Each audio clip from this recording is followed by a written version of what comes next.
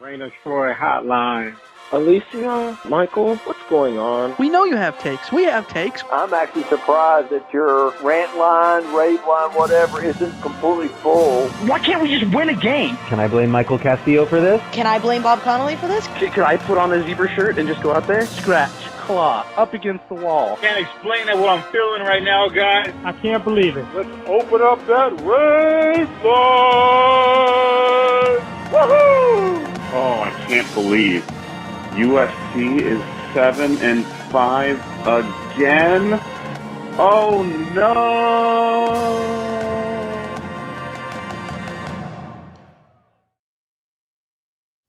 Hello, everybody. Welcome back to Rant Line Radio, episode 545, coming to you on Wednesday, July 3rd. We're going to talk about the latest in USC football, including looking at EA Sports College Football 25. We're going to talk about the new changes to college football realignment and so much more here on this episode, including your your emails and all of that here on the radio, as well as you can follow us on Twitter, Rant of Troy, like us on Facebook, facebook.com/Rant of Troy, email address, rantoftroy@fanside.com, and our phone number, 818-643-7227. Second What's Brewing Show. I'm your host, Mike Castillo, joined along with my co-host here in the Rant Troy studio in Los Angeles, Alicia Derritola. Hello, everybody. Hello. I think we got to start off by just being honest with people. This is we are officially in Q3 of the calendar year, right? That means new things are happening. The start of the fiscal year, start of the academic year, start of the soccer calendar, all those things. We started putting together this rundown or episode. We're calling it USC's official welcoming to the Big Ten, because all the college football realignment stuff happened on July 1st. And then literally a few minutes before we started this, I discovered that USC's official start date in the Big Ten is actually August 2nd. Well, you mentioned what you were going to name the podcast, and I was like, yeah, that works, because I got all caught up in the Pac-12 network turning off and everybody sort of giving another eulogy to the Pac-12 because of it. Mm-hmm. And so I just sort of assumed that for there all you intents go. and purposes, we've got our new graphics rolling up over on YouTube. If you're watching us live on YouTube, ESPN changed their conference groupings, so USC is in the Pac. It's basically a Big Ten school. College Press Box, which is the media resource for the Football Writers of America, has USC under the Big Ten. If that's umbrella. not official, I don't know what is. I mean, I'm just saying, like, we objectively screwed up, but did we really? I don't know. Greg in the chat says, if it makes you feel any better, Michael, this month is Big Ten Media Days, and USC is on the 24th. Yeah, how can USC be participating in Big Ten Media Days if they're not official? If they're not officially part of the Big Ten. Yeah. Exactly. Right. Yeah. It's like being engaged before you go on your first date. Yeah. So it's can't happen unless it's some weird reality show, which SC being a weird reality show, does happen from time to time. But here we are on July 3rd, the day before Independence Day. If the Pac-12 doesn't exist and SC's not in the Big Ten, are they independent right now? No, technically not. People have been calling for USC to go independent forever. So yeah. All right, let's get to the news, shall we?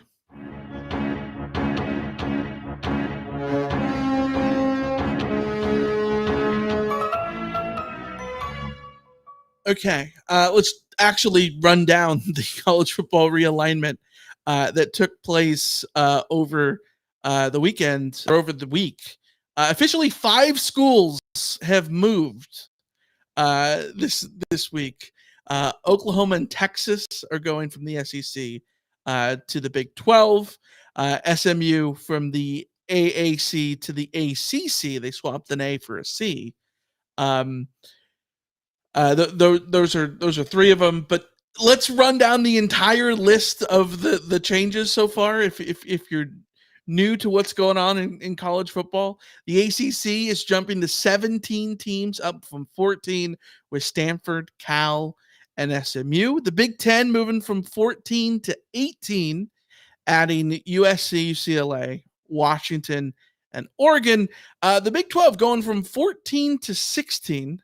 They add Utah and Colorado. They also end up adding Arizona and Arizona State, despite losing Texas and Oklahoma. The Pac-12 down from 12 to 2, just Oregon State and Washington State. The SEC only adds 2, Texas and Oklahoma. The American Athletic stays the same, still at 14. They do lose Army. Army is off to the... Where did I miss this? Where did Army go? Did Army go independent again? I missed this. Army is in the American. Yeah, in the American, sure. The things are all over the place. At least this is according to ESPN. It's hard to keep track of this. Yeah. Anyways, new things changing there. Where are you on college football realignment? How are you gonna keep tabs on everything? Because me personally, I need the college football game to come out in a couple weeks before I really start remembering exactly who's who and who's where. Yeah, I think that realignment would have been much better if it had happened a long time ago and the Big 12 had existed, if the alignment of the Pac-12 schools with 16 pack. Yeah, the 16 pack with Texas, Oklahoma, and some other Big 12 brands coming over and forming a super conference. I think both of those conferences would be way better off. But we have the Longhorn Network to thank for that not happening. And now we have a bunch of realignment that's completely illogical. And that's like, what I feel about it is substantively, I am not opposed to realignment in the sense that this was inevitable. The money making that goes into the broadcast partners and conferences was always going to force teams to want to jump to the big power brokers, which turned out to be the SEC and the Big Ten. Mm-hmm. It's the logic of it that I don't like. Like, for instance, that Stanford and Cal are in the ACC, and that USC and UCLA are playing in the Big Ten. Like, USC and UCLA going to the Big 12 would have made a hell of a lot of sense to me, in the same way that the opposite was gonna work. It all feels hodgepodge, and also it all feels very temporary. My feeling is generally that the NCAA as we know it today is not going to exist for football and basketball for much longer. And eventually we will get more massive realignment, and that massive realignment will be more logical because it will be more from the ground up. So instead of living with the existing Big Ten and SEC footprints, we're going to end up with what amount to conferences that are put together by like the TV broadcasters or whatever other sort of controlling powers are there, but in a way that follows more regional lines, because that just makes sense across the board. So yeah, I'm almost like, okay, yeah. So, will USC make it through an entire cycle of playing Big Ten teams? I'm not actually sure about that.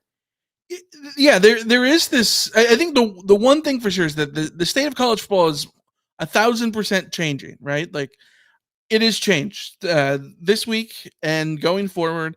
There's a 12-team playoff. There's all those things. Playoffs? Don't talk about playoffs. You kidding me? That are changing. There's the realignment. There's NIL has become a thing the last few years.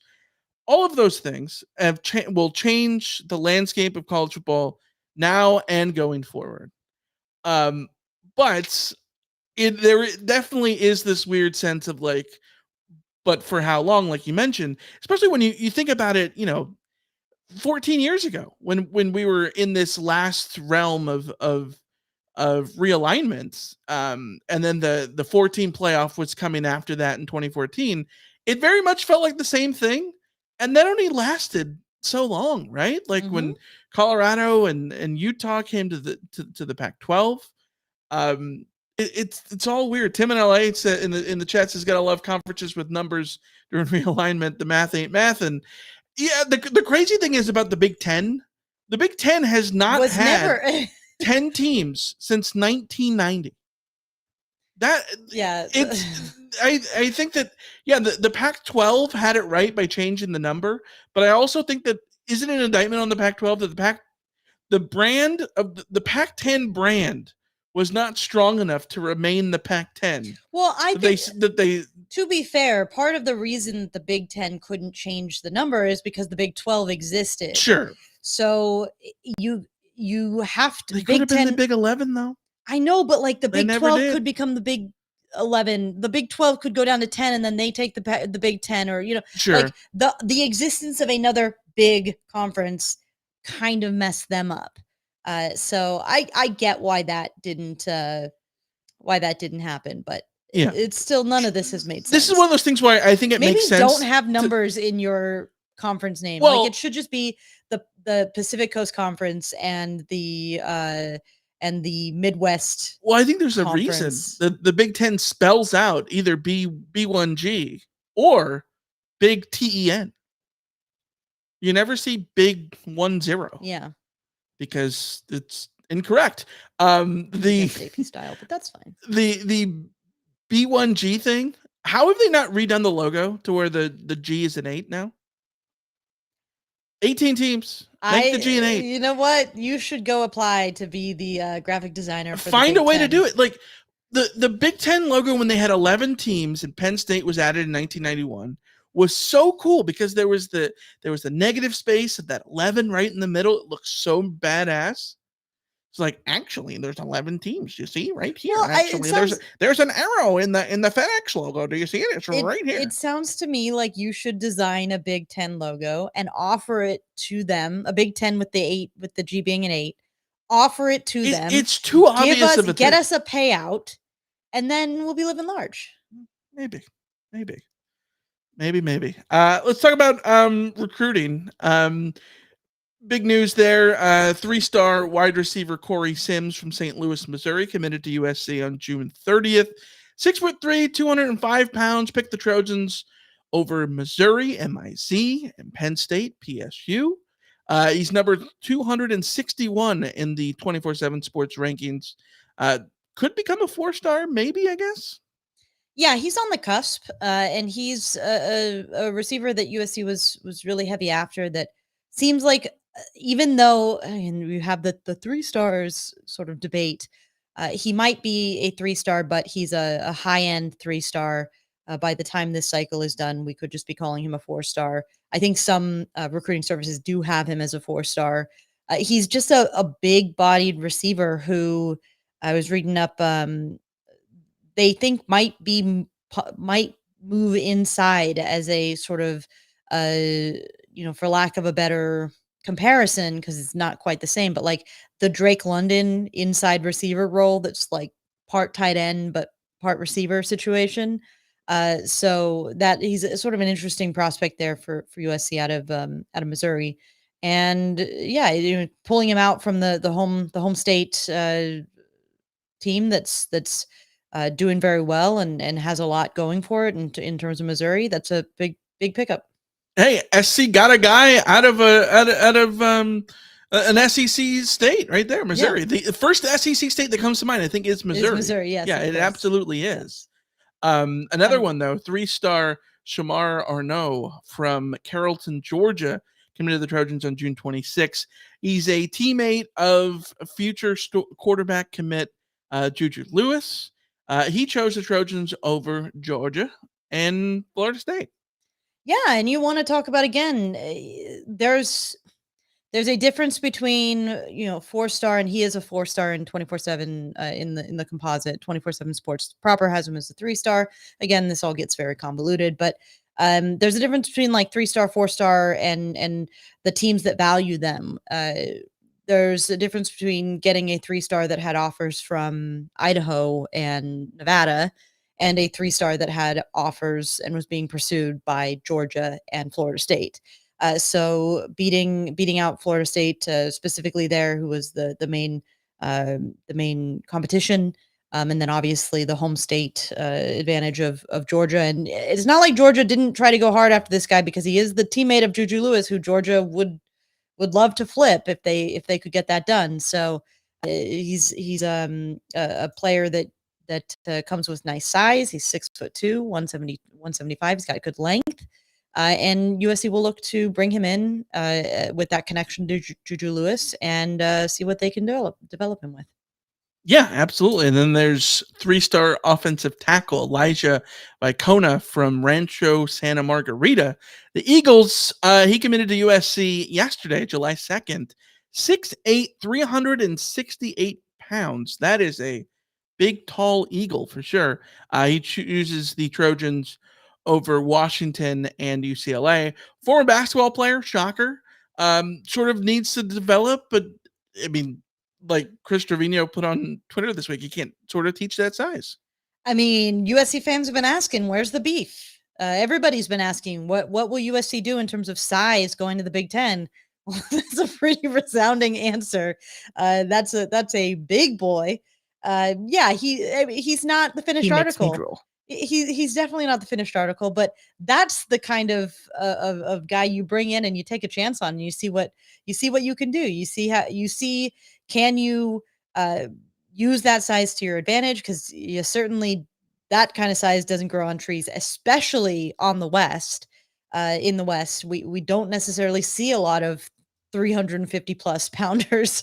I mean, and when you do, they're Samoan and or Pacific Islander or whatever, Tongan. Oh boy, you've really dug yourself a hole here. Well, no, because I'm not actually sure what he is. So you could just go Polynesian. He's Polynesian, but there you go. The size that you find are from the big Polynesian guys. And USC did a good job for a while of recruiting those Polynesian guys, but kind of fell off once Johnny Nansen left, and it's been a little bit more shaky on that front recently. So it's good to make that connection with Santa Margarita, and to just bring in size like that you obviously need to develop. But I think that's the story for USC across the board, is if you want to start recruiting the big 5-star ready-made guys, you need to prove that you can do something with those 3-star guys that you have that potential.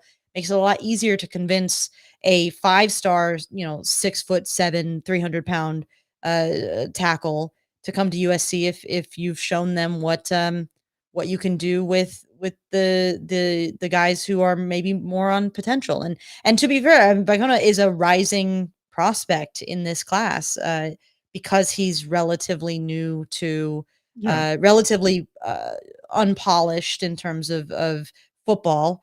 And the more he plays, the more camps he goes to, hopefully the better he gets. Where do you stand on the sport? The guys transitioning from sport to sport here. It's usually basketball and football back and forth, right?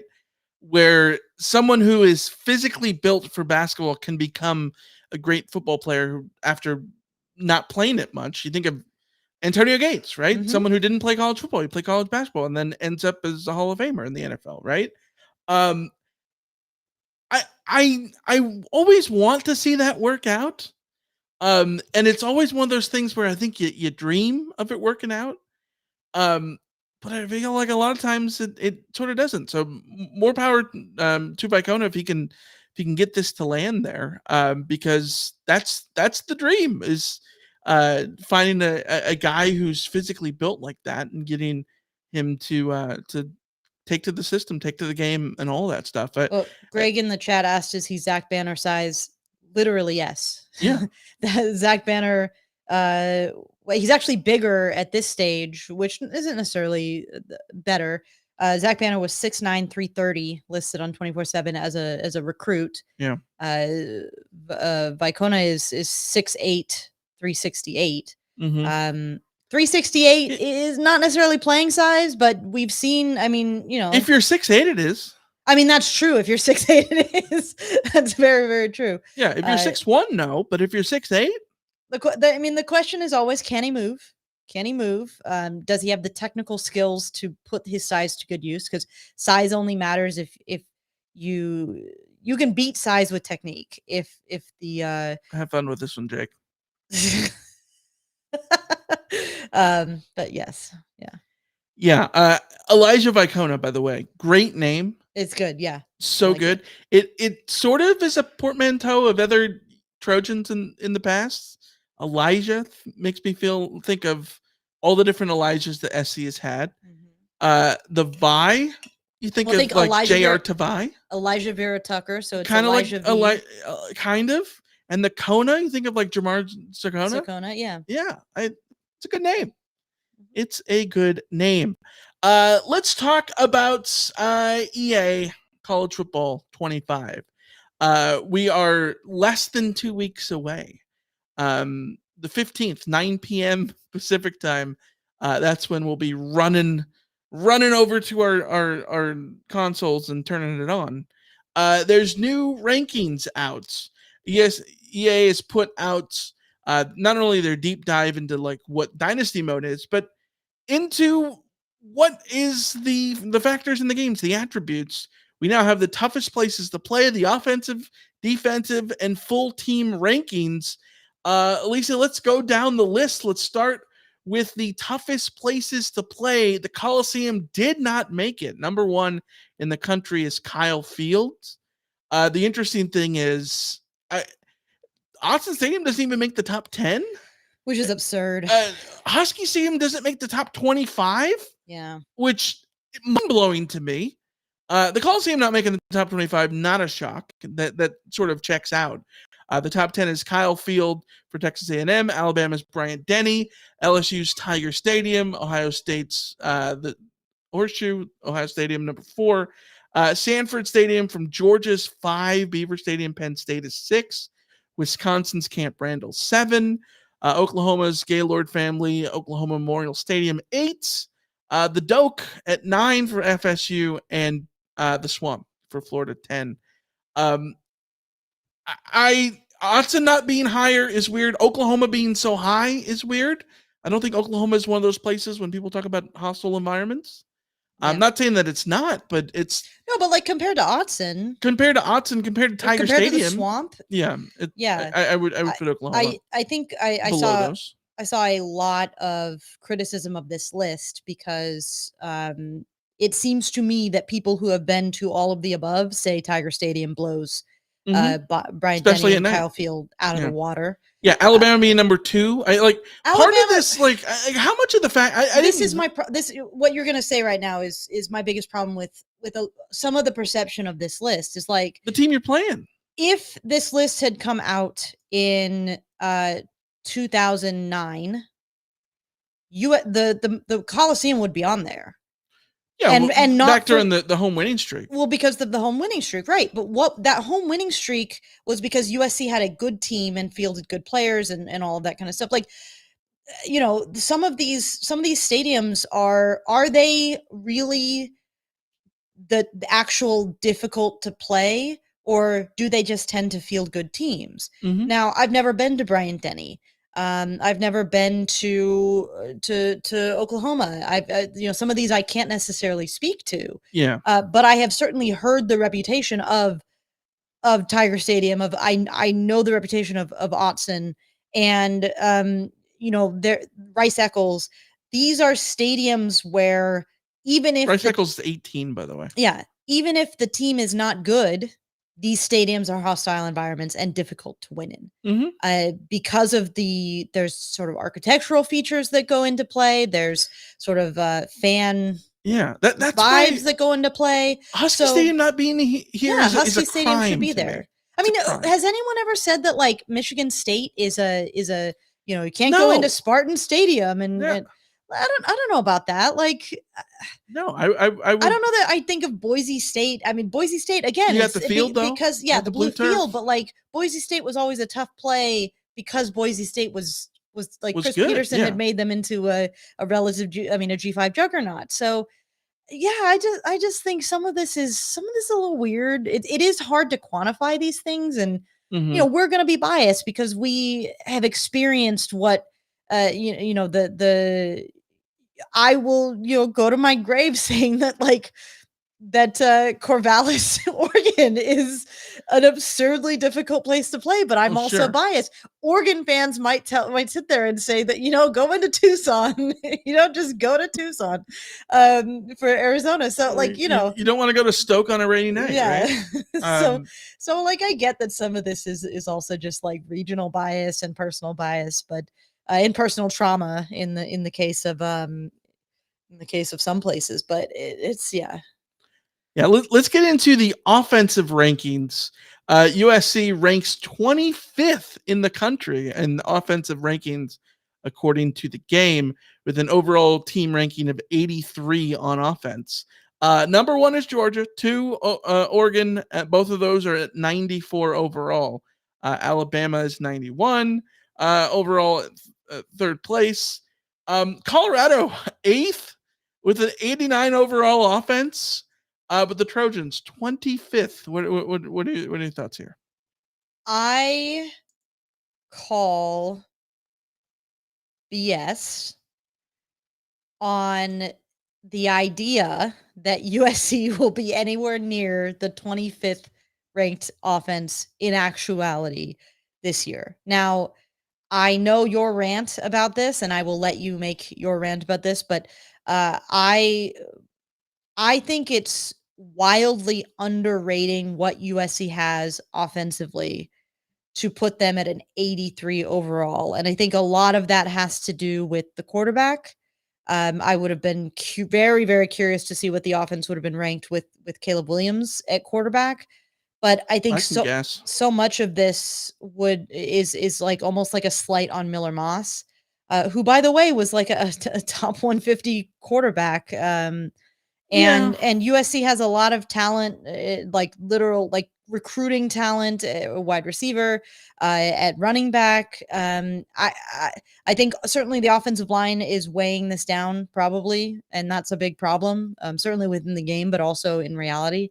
But like in reality, there is no universe where Virginia Tech and Texas A&M and NC State have better offenses than USC. No, but this is why I think. I mean, I would also say it's absurd that Ole Miss is behind Penn State and Utah. And Clemson being number 10 over Ole Miss is absurd. You're right. Yeah. So Colorado being number 8 is like again, it's all about quarterback. That's Sugar Sanders lifting that up because the rest of their offense doesn't have that kind of juice. Much of it, like these team rankings in video games are about talent and it's about prestige. Yes. And so much of it comes to the individual talent that you have, and SC is lost a lot of the star talent that USC has, considering that Caleb Williams is not on the roster anymore. If Caleb Williams was on this roster, they'd have a top 10 offense because he would be like a 98 overall player in the game. Yeah. 99. Like that buoys your offensive rating a lot. So I think when you look at this, like, what makes USC's offense good? So much of it is the Lincoln Riley offense, right? The Lincoln Riley offense does not factor into this at all. This is strictly a representation of roster build. And I do think that, SC has a lot of talented guys that should be on here, but compared to the teams of yesteryear in terms of name brand guys, I don't think there's a lot of players in America that the average college football fan can rattle off on USC's roster right now. A year ago, that wasn't the case because they had Caleb Williams, but random guy in Dubuque, Iowa, is he going to be able to tell you about Deuce Robinson? Probably not. You know what I mean? Yeah. Does he know about Jacoby Lane? And that's why part of me thinks that like it will be fascinating seeing some of these numbers change. Yeah. Because there's a reality where next year those guys are household names, and suddenly this talent Where rating, Miller Moss is Colorado- suddenly a 90, and you know, Deuce Robinson and Jacoby Lane and Mekhi Lemon are all, you know, the premier receivers in the West, and you know, all of that kind of stuff. So again, everything comes back to everything that we talk about this offseason come back to, like, USC is in control of what these numbers, even on a video game, USC is in control of what these numbers look like. Mm-hmm. You just have to go out there and win. Yeah, and you know, you talk about Colorado, but you can talk about Colorado and how, you know, that you could say that they're a fraud. You can say they're overrated, this, that, whatever. The one thing you cannot say is that they don't have star power and brand, like they do. Like Shadur Sanders, Travis Hunter, like they exist. They are, you know, going to be rated in the 90s, both of those guys, and they will put up the offensive and defensive rankings for Colorado because of that. That's how video games work. Let's talk about the defense. SC does not have a top 10 defense. Shocker. Really shocking. But SC has a top 20 defense. The Trojans are 16th in the country. Now, again, a lot of people looking at this and like, does that mean that the USC is a six? Yeah, he thinks that USC is the 16th best defense in the country. They were like 135 last year. Like, that's not how it works. This is, again, a representation of USC's talent on defense. We have talked forever about how USC always has talent on offense, on defense, wherever. And when you look at the guys that SC got in the transfer portal this year, most of the transfer portal talent came on defense. You know, the Arnold brothers, right? From Oregon State. Kamari Ramsey coming over from UCLA, right? Like, there's guys there. Eric Gentry's back, right? There's Bear Alexander is there. I think it makes sense that SC's defense could be over 86 overall rated on paper before you even see anything, because strictly talent-wise, there's talent there. Are they going to mesh together? Is the defense going to work? Who the hell knows? That's going to be the big question about USC's defense this year. I don't think that SC's defense should be expected to be 16th in the country in terms of production or statistically or any of those things, but strictly in terms of talent in the rawest sense, that doesn't sound crazy.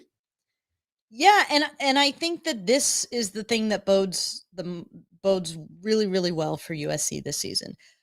We're not trying to take these rankings too seriously, because certainly again, not. it's a video game. I think they're going out for accuracy, but it's also not necessarily like they're not setting these ratings as like a predictor of future success. Right. They're setting these ratings based on who is going to exist within their video game. But to me, USC's offense being 83 overall and USC's defense being 25th ranked and 83 overall, and USC's defense being 16th ranked and 86 overall, I can draw a conclusion here that is extremely positive for USC, which is this: the offense has the Lincoln Riley factor. It will outperform that overall rating because the system dictates that it will. The defense is going to be a question of whether or not Alex underperforming his talent is it the Grinch. And this rating says that at the very least, the evaluators for College Football 25 looking at not just the transfers that came in, but the inherited talent that Danton Lynn has brought that picked up, and says, no, actually, they have a bunch of players who are perfectly fine and perfectly capable of being, or certainly have a certain level of talent. This rating says Danton Lynn can do the UCLA transformation with this squad. Now, again, is this the end all be all rating? No. But like, low key, I like the position that USC is in if we're framing the season in this way. Yeah. Yeah. There's pieces there. There's there is, we talk about how SC doesn't have the All-American playmakers of the Pete Carroll era on defense. Yeah, agreed.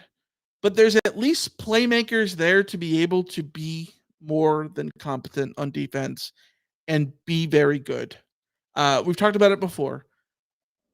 There's rosters up and down USC's schedule that you would not trade with, but they have there's teams there that absolutely have outperformed SC on offense or defense or whatever based on what they're able to get out of those guys.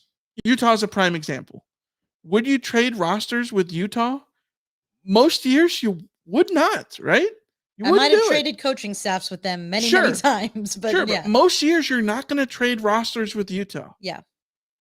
But yet they were going to kick SC's ass multiple times over and over again the last few years, right? Because it's not just about the overall ranking of your talent. Like, obviously. The interesting thing is I just pulled up the Athlon top 25, preseason top 25. EA Sports put out their top 25 overall team rankings. Shocker, Georgia number 1, 95 overall as a team. There's a big gap down to 93 overall, which is Ohio State and Oregon. The interesting thing, I've got the Athlon top 25. Where do you think it differs from the EA Sports? Let's talk about the top 5. EA Sports, 1 Georgia, 2 Ohio State, 3 Oregon, 4 Alabama, 5 Texas. Where do you think Athlon differs there? They probably have Notre Dame in there over Alabama. Nope. No? Am I right about it's Notre Dame is not Athlon? Yeah. Number 1 Georgia, number 2 Ohio State, number 3 Oregon, number 4 Texas. EA has them at 5. And number 5 Ole Miss. EA has them at 15. But I think this goes to the point too of like, this is the problem with where I think that it's worth talking about SC's lack of talent compared to the elite programs. Is those teams at the top there have the elite of the elite talent and the elite of the elite coaching. And when you do that, you're going to be ranked high on Athlon too. Yeah. When there's a discrepancy, it's because you are overachieving or underachieving, depending on whatever it is. SC is underachieved compared to their talent, right? Mm-hmm. Missouri is a team that is 10th on Athlon Sports predictive rankings, top 25 going into the season. They are nowhere to be found on the EA top 25. Yeah. That means they're overachieving. Mm-hmm. That's sort of how it works. SC's got to find a way to achieve better and use the talent that they got. At least stop underachieving. Yeah, absolutely. All right, Alicia, we are 40 minutes into this thing, which means it is time to get into everyone's favorite segment. At least my favorite segment. It's mine too. Is it? Yeah, I love this segment.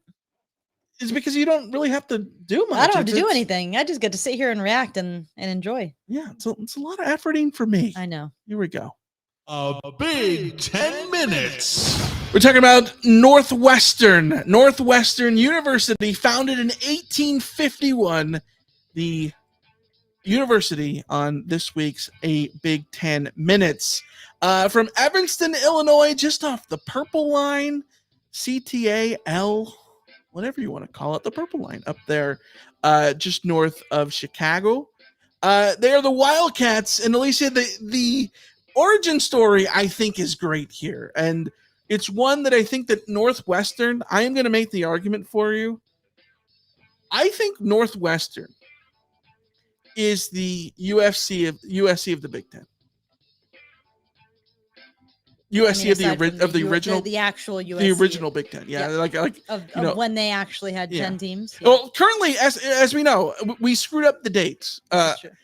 They are the SC of the Big Ten for now until August 2nd. Yeah. Until August 2nd, then we can talk about other things. But of the original Big Ten, the original 10, I think Northwestern is the USC of the Big Ten because they were founded by Methodists to be a private Methodist college in a large American metropolis with an awkward geographical name. It makes people think that they're this lowly directional school instead of a rich, spoiled, pretentious private glam school of the big city with sports teams called the Fighting Methodists. Does that sound familiar?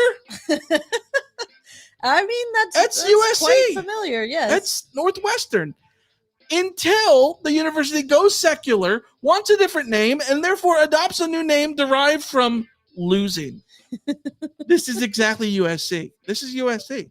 Northwestern became the Wildcats in 1924 because of an article in the Chicago Tribune that said they, quote, played like Wildcats, akin to USC being Trojans because they fought like Trojans. Well, Northwestern in 1924 lost to then arch rival U Chicago, a big-time Big Ten matchup back in the day.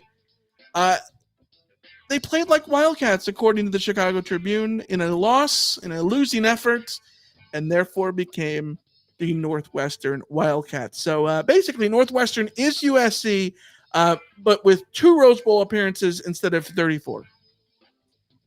It all checks out, right? It is really funny to me how many nicknames for sports teams came from losing efforts. Like, you never hear like, oh, it's because they won the big game and they did so like X mascot now, and that's how they did it. Instead, it's always like, no, they lost, but they tried. Like, these are good job, good effort nicknames, and I love it.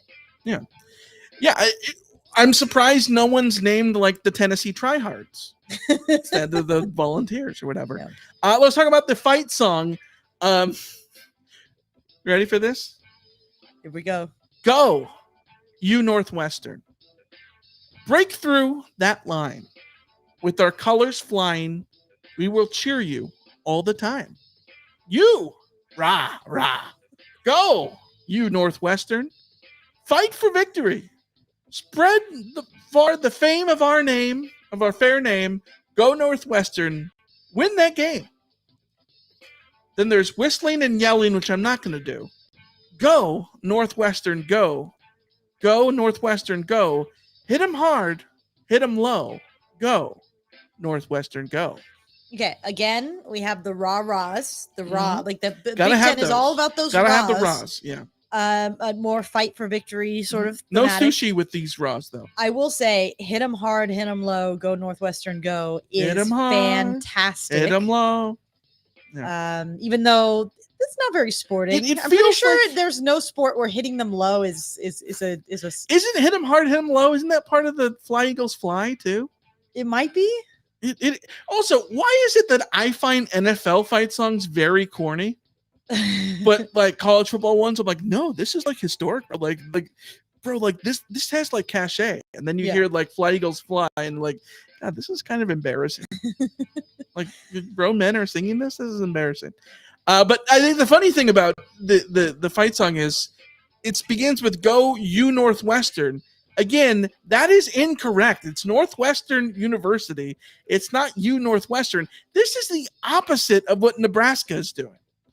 Where NU Huskers, even though it's the University of Nebraska, people got to remember the order that their school is named. Are we sure this wasn't transcribed improperly? Like, what if it's like, go you Northwestern, you Northwestern.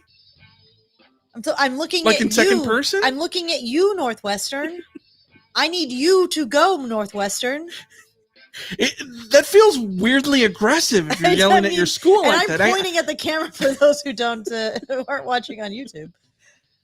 Anyways, let's talk about the alums. A bunch of actors: Zach Braff, Warren Beatty, Zoe Deschanel, Charlton Heston, Seth Meyers, Gary Marshall, David Schwimmer, friends, Jerry Springer, the Duchess of Sussex, Meghan Markle, and of course, the Queen of the Castle herself and America's first female president, Julia Louis-Dreyfus. That's a lot of sitcoms,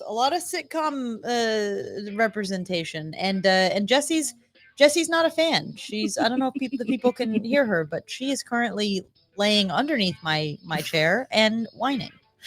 Not a fan of Wildcats, for sure. No. A lot of sportscasters, of course, from Medill and sports reporter from Medill, one of the biggest J schools in the country. When you think of big J schools, you think of Syracuse, I wanted to go to Missouri, and Northwestern because of the J school. I didn't apply. Yeah, because of the J school. I didn't apply because in reality, I was just never going to go out of state. Mm-hmm. But I did want to go. I did look at them. Well, there you go. You could have gone to Medill with Brent Musburger, Kevin Blackistone from Around the Horn, Michael Wilbon from PTI, longtime LA Times reporter covering the LA Kings, Helene Elliott, Mike and Mike's Mike Greenberg, The Athletic's Stuart Mandel, former ESPNer Rachel Nichols, Twitter favorites Darren Ravel, and the late great Craig Seeger, all Northwestern Wildcats. Apart from celebs and journalists, Northwestern has also produced some model citizens such as Rod Blagojevich and Pat Fitzgerald.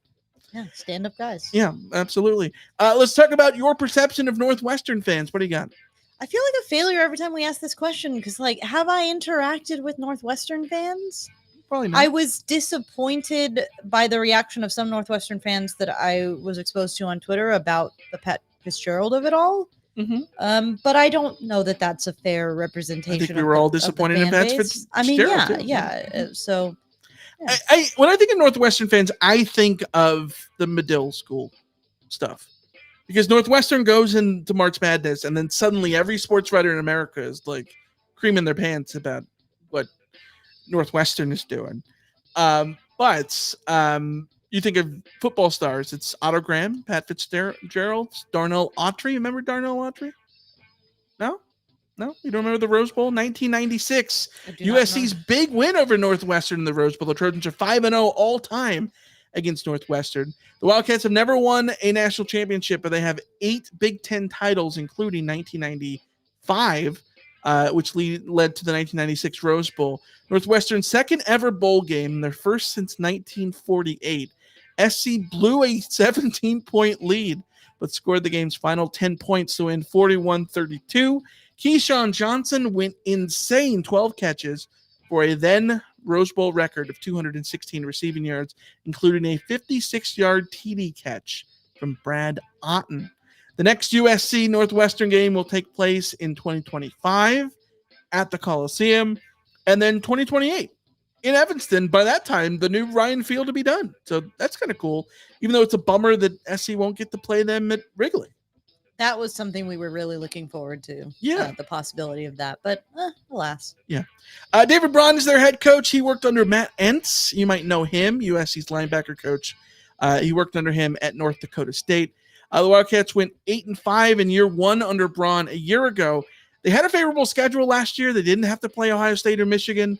They won the last 4 games, kind of went chalk through everything else. They beat Wisconsin and Illinois on the road and beat Utah in the Vegas Bowl, finished 8-5 and feel good about themselves. Now they returned 17 starters.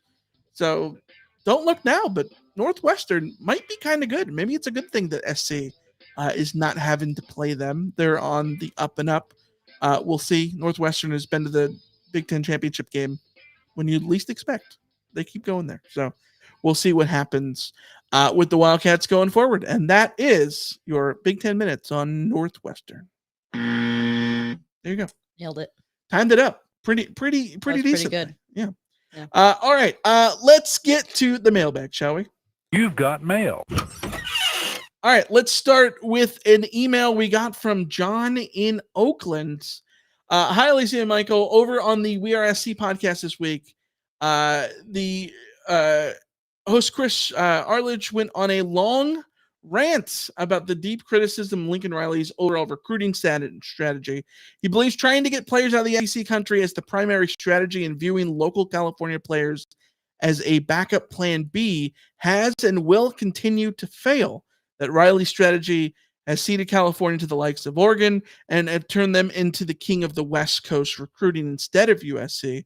That it's a fool's errand to think that you could hold on to any kid raised in SEC country who grows up a hardcore fan of an SEC team, has close ties to immediate family and friends, in love with that team, and who, the moment they announce they're going to USC, are immediately and incessantly bombarded with questions from family, friends, coaches on why they're being a turncoat and how it's a huge mistake given USC's poor performance in recent seasons, especially on defense. So what's your take on Arledge and the WeRSC critique of Lincoln Riley's overall recruiting strategy? Fight on, John in Oakland. Lisa, what say you? I think it's completely valid to question the out-of-state recruiting pushes relative to USC's in-state recruiting wins. I pointed out on our last episode that it is less of a problem that USC didn't manage to hold on to commitments from five-star defensive linemen from Georgia, and more of a problem that USC is being completely out-recruited by the likes of Oregon, by the likes of Texas A&M, as Greg in the chat said he was going to ask us about Marco Jones and Noah McHale committing to Texas A&M. Texas A&M, Oregon, Alabama, Texas, they're all coming in and poaching the top talent in the state of California, and particularly in Southern California. The players that USC has homegrown in their backyard that should be in Cardinal and Gold, or at least the USC should have the pick of them to come to USC. And I think there is a universe where it's not about whether or not USC is trying to get players out of SEC country. It's about your strategy aligning with your philosophy.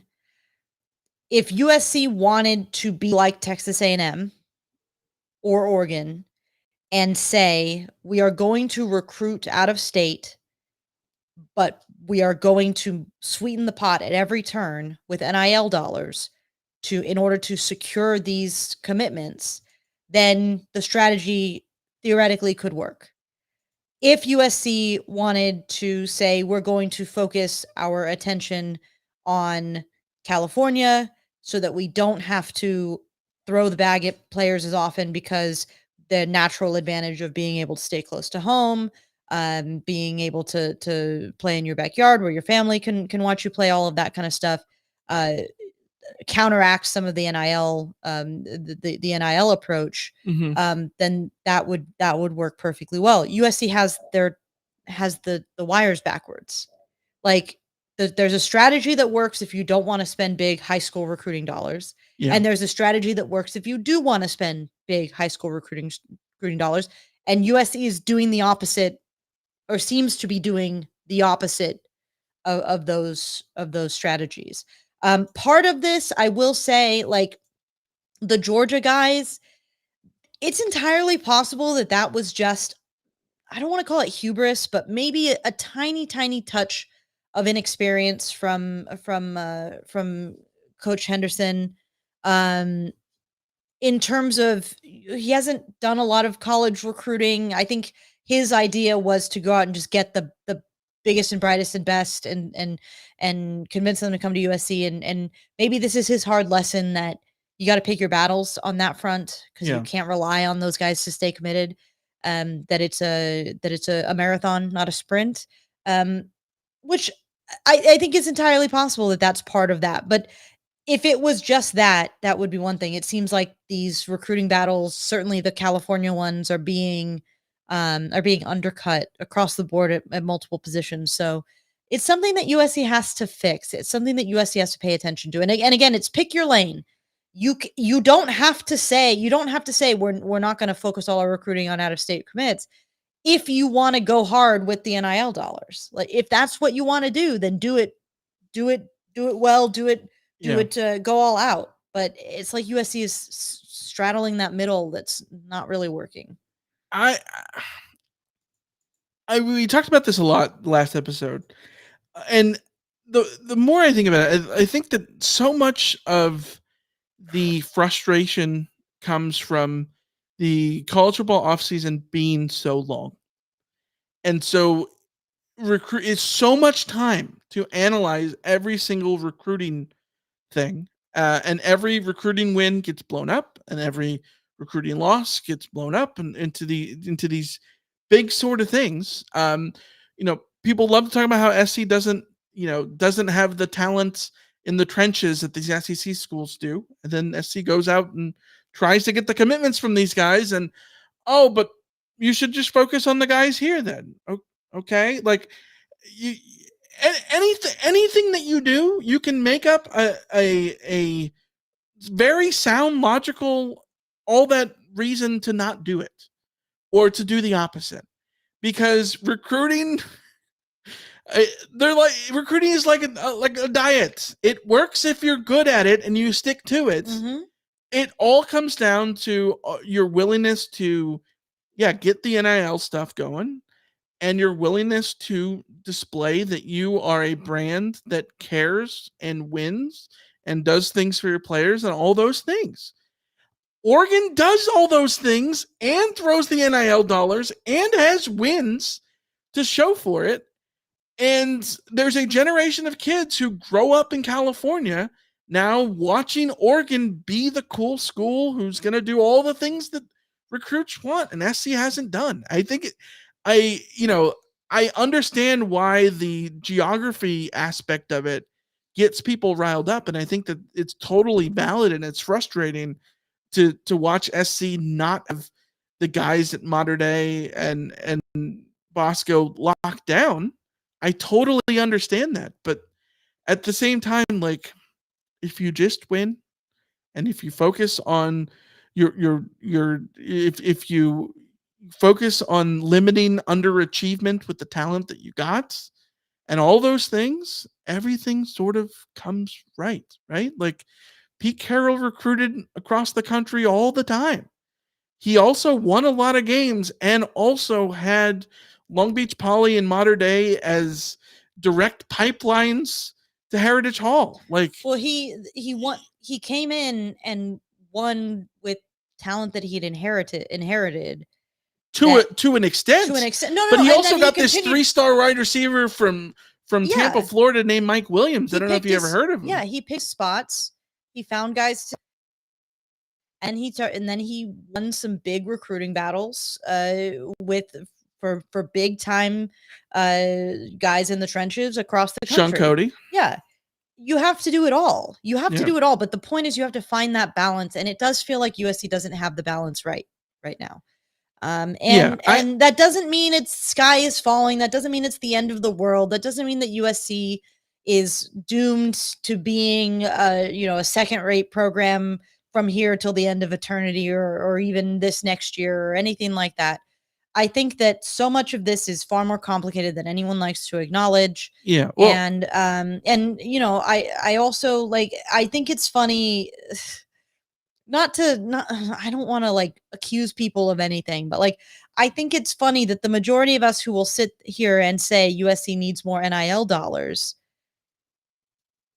I sure as hell haven't given USC any NIL dollars. Does USC have grassroots NIL stuff going on the way that that you have in Tuscaloosa or Baton Rouge or anything like that? I don't know. Does USC have literal the head of the billionaire head of Nike funding their NIL program? No. But I can't control whether or not USC's version of Phil Knight comes forward with millions and millions of dollars. Yeah. And I don't have the funds to spend on, dudes who put on pads and go out and hit each other because life exists. Sure. Because I have other responsibilities. And it's all, it's all more complicated than just USC needs more NIL dollars. Well, USC needs to recruit better. It's but you have to work your way there. But I guess, yeah. And my point is I think that it's so much more complicated than strictly geography, because SC isn't getting the guys out of state that you want, but they're also not getting the guys in state that they want either. But some of them they are that's the thing is it's, you win some and you lose some, and USC has won some big recruiting battles against big time programs, but also lost recruiting battles against big time programs because every single individual recruit is motivated by something different. Yeah. And that's not to say that USC is doing things particularly well right now. Sure. I think they could be certainly doing it better. No, but I think that's the point to me. Is like I don't think it matters where the recruits come from. It matters that you're getting them, and it matters that you're able to win and you're able to take yourself seriously and have, NIL money and, with follow through on your promises and all those kind of things, right? Like those are the things that matter. And, I think not being able to recruit at the level that SC fans want has more to do with that to me than strictly geography. Like Greg said, is there a possibility USC can finish with a top 10 class if they were to go 8-4 this year? I highly doubt it. Number one, because if USC goes 8-4 this year, they will have lost NIL dollars, I guarantee you, because donors are going to start saying, well, what's the point of sending my NIL to USC if they're not going to win with it? Number two. What does 8-4 look like, though? Well, yeah, I mean, that's always the case, but 8-4 will not be something that people are generally satisfied with. I know that you will give the eye test sort of thing. Like, did you just lose by 3 points to everybody? Yeah. Okay, whatever. But I think in this, the question is very clearly 8-4. Most USC fans would say that's not a good result. That's not a good end result to the season. Yeah. And that I'm just saying in 2016, they went 9-3. Right. But they also won a Rose Bowl and going 9-3. Yeah. And a lot of that was how you finished the season, but also vibes, but also like that season also showed you how far away USC was from winning a national title because Colin Cowherd thought they should have been in the playoff, which would have been certainly interesting because getting hot at the end of the season could have been really interesting, but also the magic of that season could have been cut off at the knees if USC had gotten in, because then maybe they just get blown out and it's proof that they're not there. So The point being that, like, if USC goes 8-4, it's much more likely that will have been a bad result. That fans will continue to stop coming to games, that donors will continue to stop sending in their NIL, and that opposing teams will be able to continually negatively recruit USC in terms of the underperformance, in terms of the quote unquote Lincoln Riley hot seat, in terms of the general. The general credibility of the program will be undercut by that. So yes, it does come down to winning. Winning does matter because winning, especially if you're in Los Angeles, winning is what drives buzz. Winning is what drives buzz is what drives dollars being brought in. Dollars being brought in is what drives recruiting. Like it's all a circle. Yeah. 100%. All right, let's go to a email that we got from Tony in Denora, PA. This is Tony from Denora, PA, says Tony. I hope you guys are having a great summer. It's been hot back here, but I ain't complaining. 95 beats 25 degrees any day. Okay, on to my rant. Who died and made Mr. Feinbaum Mr. College Football? Tony Barnhart is still living, and that's his title. I know he's an ESPN talking head, and they require him to say some stupid and outrageous things, but he's an SEC apologist. All he cares about is football down south. He's now making this personal with Lincoln. Is he jealous of Lincoln's good looks? Or maybe it's the millions of dollars Lincoln is bringing in. Maybe it's the 50-room mansion that overlooks the ocean in SoCal. I'll tell you what it is. I think him and a lot of other people are scared to death. Lincoln is going to get the program rolling. Fight on, Tony, the NORPA. I'm gonna say something that I hope USC fans take with the way that it's intended. Here we go. Buckle up. Talking heads don't care about individual programs as much as you think they do. Paul Feinbaum cares about the SEC because he lives in SEC country and he deals with SEC programs more closely. He knows the SEC like the back of his hand. And anything he says about anything that's not in the SEC is from the perspective of an outsider. And if you are an outsider and you're looking at the current state of USC, yeah, you're going to be pretty negative about it. Like it's very simple. It's very easy to get a surface level view of the state of USC and say things are not going well over there. Yeah. Or you can have your opinions about Lincoln Riley leaving Oklahoma the way that he did and make your judgments about that. You can have there are a lot of people in football who are inherently mistrusting or skeptical of coaches who are offensive gurus because of the defense wins football mantra. So like there are a million reasons why Paul Feinbaum might not be totally rah-rah with USC. I think I don't think any USC fan should ever expect anyone from SEC country to be rah-rah USC. Well, especially when Cowherd is the inverse, right? Yeah, I mean Cowherd is rah USC, and it's obnoxious sometimes. Right. So yeah, I think that, you know, when I think about this stuff, it's like I get from the outside perspective why Lincoln Riley is the lightning rod that he is. He's won a lot of games. He has no national championship. And as Americans, and not just Americans, but this is the thing in, you know, other countries, other sports, whatever, we love to reduce everything to, yeah, but have you won a championship? Mm-hmm. Yeah, Harry Kane is super good. Yeah, but Spurs, right? Like, it's a thing, right? And Lincoln Riley has been so good, but doesn't have a national championship. And you put that and you combine it with, he got the SC job and then said a lot of things that ruffle feathers because people are petty. Like, the Coliseum is going to be the mecca of college football. That was a quote that is not going to make people who live in Alabama happy, right? And then the other thing about it is the Schadenfreude of Lincoln Riley, again, a man who's won a lot of games, losing is that's you can't lose. You can talk about, like, that is something worth talking. The same reason why, you know, we can sort of sit here and, you know, take random pot shots at, like, what Clemson has been doing the last 3 years, right? And people Dabo, nationally take shots at Ryan Day. People were taking shots at Jim Harbaugh for a long time. Yeah. And then he won the title, and that's what shuts people up. Right. Yeah. We've talked about it before. Like, there's really only two coaches in America that do not get, well, now there's only one that do not get critiqued on a weekly basis. And it's Kirby Smart. Kirby Smart. Like, and as Dabo, Ohio State fans want Ryan Day gone. Yes. Michigan fans wanted Harbaugh gone until he won a national title. Actually, until he became a naughty boy, and then suddenly they, you know, dug their heels in.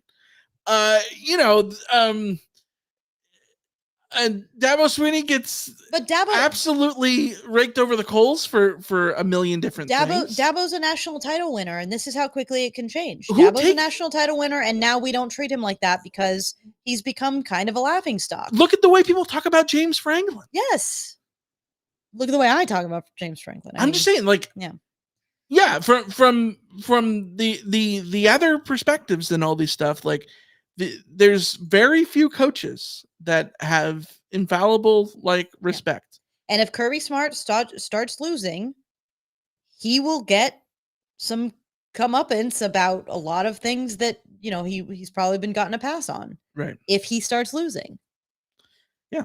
It just win games. You're going to recruit better. You're going to have better coverage nationally. You can't be a national figure and lose and expect people to not bring it up. Yeah. Win games. That's what it comes down to. If Lincoln Riley, if Notre Dame had a Heisman winner and had a defense that gave up 50 points a game and went 8-4, we would be roasting them. They went 12-0, and everyone said that they were roasting frauds. them. Yeah, because Brian Kelly didn't win a national championship at the FBS level. Yeah, he's won elsewhere, but not at the FBS level. And so he's a fraud. The only non-fraud is Kirby Smart. The only non-fraud in soccer is Pep Guardiola. Everybody else is a fraud. Jurgen Klopp. Future U.S. manager Jurgen Klopp is not a fraud. Okay. All right. Moving on. Let's go to a Discord message we got from Jessica F. What are you guys looking forward to most with the move to the Big Ten? And what are you not looking forward to? I am looking forward to new matchups. I think it'll be fun to get to know the Big Ten teams. I think it will be cool to get to see USC play in new places, to interact with new teams and just have new experiences.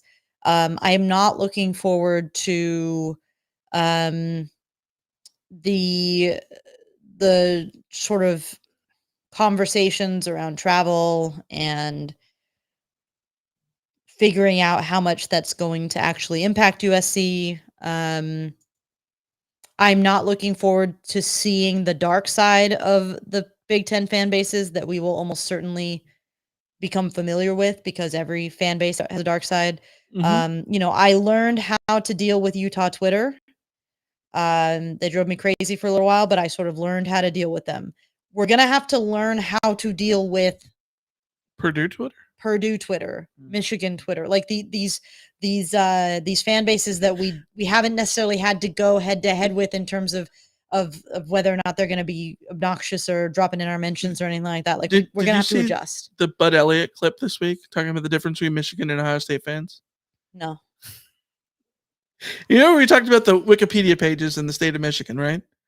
Bud Elliott said the difference between Michigan and Ohio State fans is Michigan fans will send you an email with an attachment that has 10,000 words, like high-level diction, all this stuff to tell you why you are wrong. And Ohio State fans will use the same number of characters over the course of 1,000 tweets. Which I think checks out. That absolutely checks out. Yeah. I think that I'm most looking forward to, the name brands coming to the Coliseum. I think it's going to be awesome. Like, I grew up looking at the future schedules in the program, and that gave me so much life. I was like a 10-year-old, and I'm like, look, in 2005 Nebraska is going to come, and then it got pushed back to 2006, and I had to wait another year for it, and I was so sad. And then Nebraska came, and I was, by that time I was 17, and I was like geeked for watching SC and the Huskers. Like it's one of those things where you want to see the big name brand, you want to see all those players coming around to the Coliseum, all the big fan bases. As a kid, Kansas State and Auburn coming to the Coliseum, Florida State, like those hallmark memories. And there's going to be a new generation that's going to have hallmark memories about Penn State coming to the Coliseum, and Nebraska and Wisconsin, and all coming to the Coliseum this year, which I think is going to be super exciting. What I'm not looking forward to is not having trips that you can drive to. Yeah, for sure.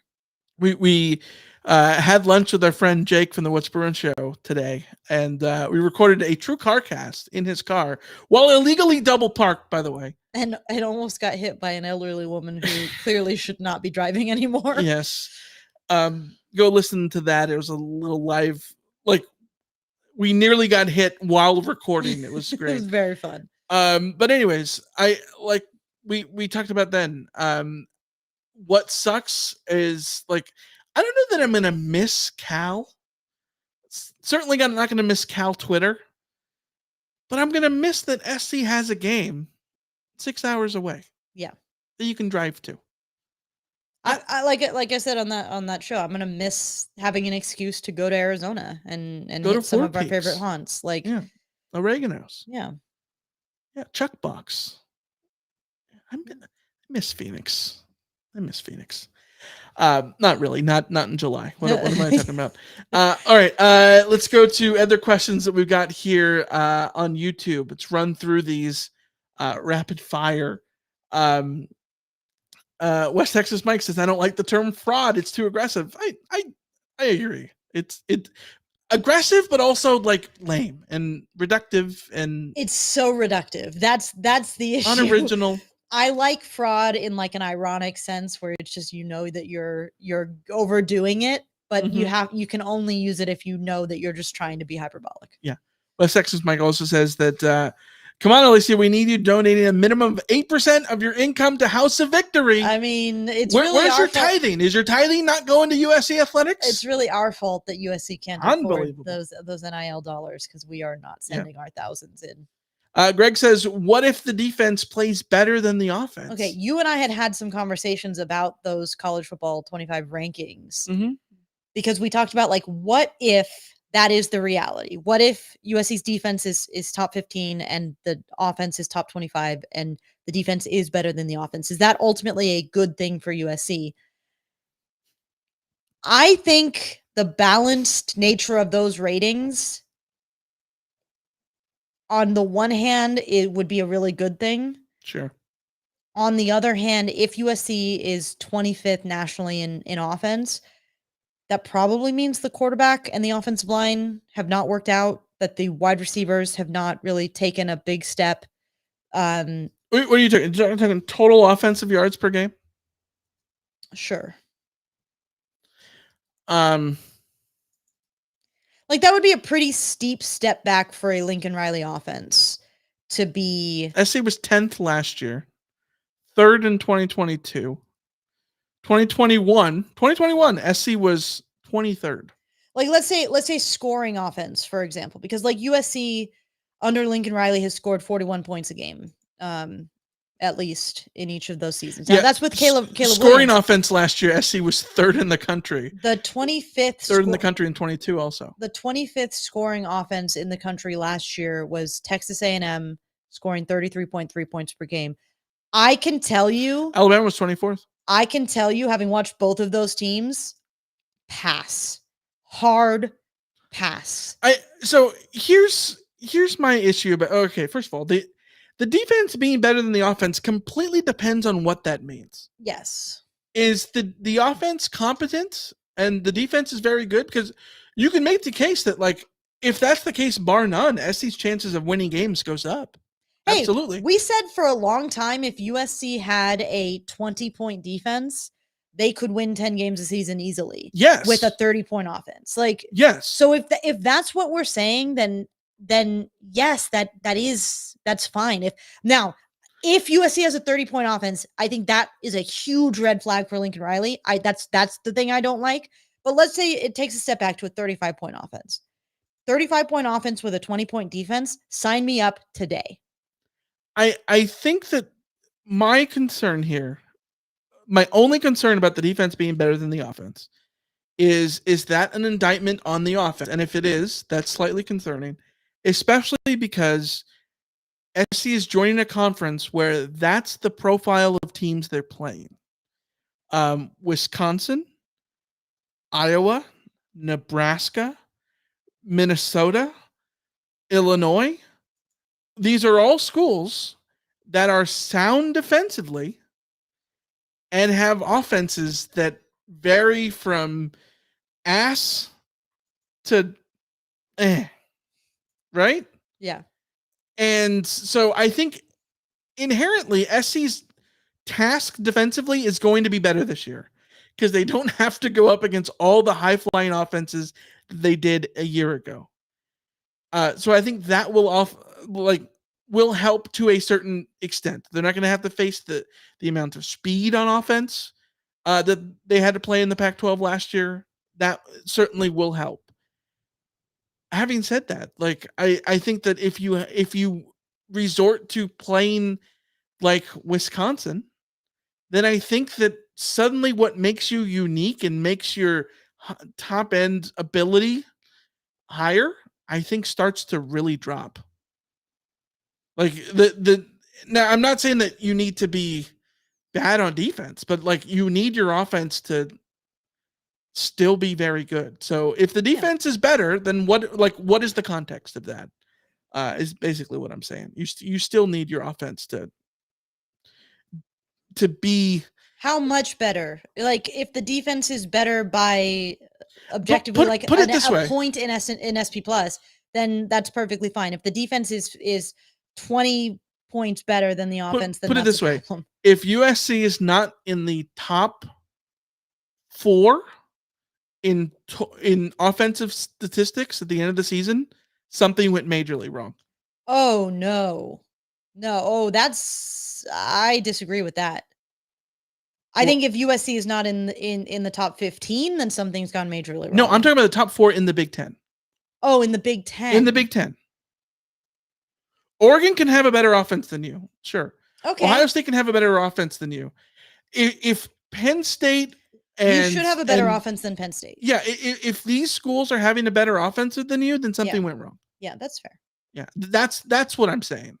Like, I think that SC's ability to still, be a, that you're hoping, you're praying for that, 50-1 chance that SC puts it together to win the Big Ten or whatever.